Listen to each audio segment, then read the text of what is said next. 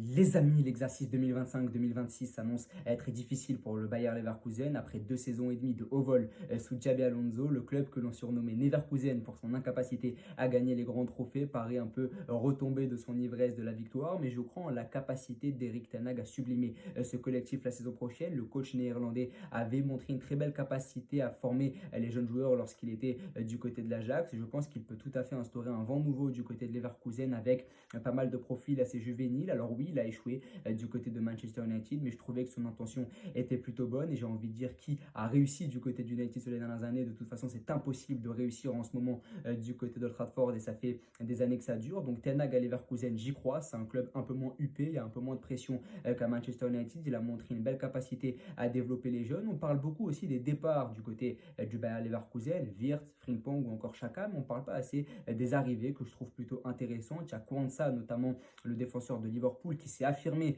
du côté d'Anfield la saison passée, qui va devenir selon moi le leader de cette défense de Leverkusen. D'ailleurs, il a marqué lors du dernier match amical. Ils ont fait le gros coup d'aller chercher Axel Tapp, qui était l'un des jeunes les plus en vue du côté du Paris Saint-Germain. Donc dans ton secteur défensif, tu as pu pas mal te renforcer après le départ de Kosunu ou encore de Jonathan Tah. Il y a le fait d'avoir pu garder Grimaldo pour le moment, qui est assez intéressant, parce que Grimaldo, c'était l'un des leaders de Xabi Alonso et c'est l'un des derniers vestiges de l'ère Alonso du côté du Bayer Leverkusen. Et puis il y a pas mal de jeunes joueurs avec Malik Tillman qui était passé du côté du Bayern Munich en centre de formation. Il y a également Ibrahim Maza qui évoluait jusque-là en D2 allemand du côté du Hertha Berlin, qui était l'un des jeunes les plus en vue du côté du championnat allemand et qui était très convoité par les clubs de Bundesliga. Donc tu te montres attractif, pardon, et je trouve que ce mercato il est plutôt intéressant malgré les départs, malgré le fait que l'avenir s'assombrisse du côté de Leverkusen. Je trouve qu'il y a pas mal de motifs d'espoir.